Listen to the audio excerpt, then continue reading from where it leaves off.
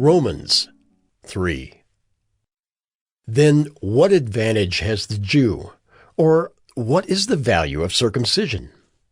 Much, in every way. To begin with, the Jews were entrusted with the oracles of God. What if some were unfaithful? Does their faithlessness nullify the faithfulness of God? By no means. Let God be true, though everyone were a liar. As it is written, that you may be justified in your words, and prevail when you are judged.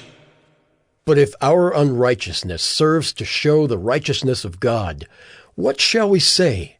That God is unrighteous to inflict wrath on us? I speak in a human way. By no means.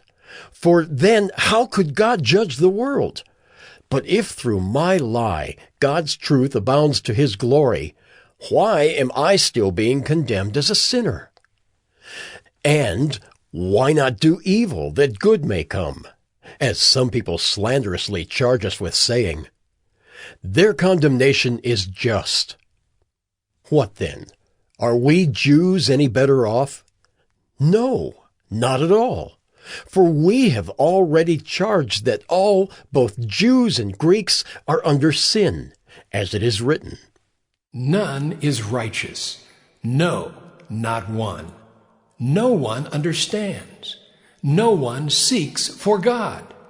All have turned aside. Together they have become worthless. No one does good, not even one. Their throat is an open grave. They use their tongues to deceive. The venom of asps is under their lips. Their mouth is full of curses and bitterness. Their feet are swift to shed blood. In their paths are ruin and misery, and the way of peace they have not known. There is no fear of God before their eyes. Now, we know that whatever the law says, it speaks to those who are under the law, so that every mouth may be stopped, and the whole world may be held accountable to God.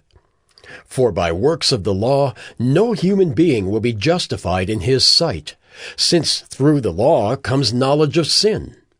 But now the righteousness of God has been manifested apart from the law.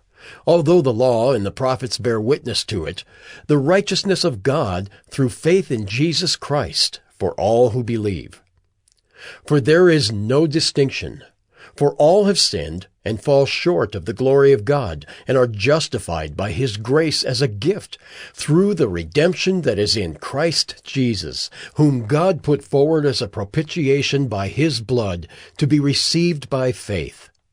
This was to show God's righteousness, because in his divine forbearance he had passed over former sins. It was to show his righteousness at the present time, so that he might be just and the justifier of the one who has faith in Jesus.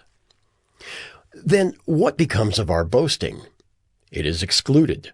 By what kind of law? By a law of works? No, but by the law of faith.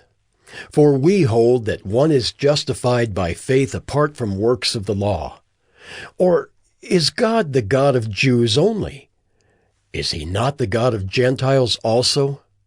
Yes, of Gentiles also, since God is one, who will justify the circumcised by faith and the uncircumcised through faith. Do we then overthrow the law by this faith? By no means. On the contrary, we uphold the law.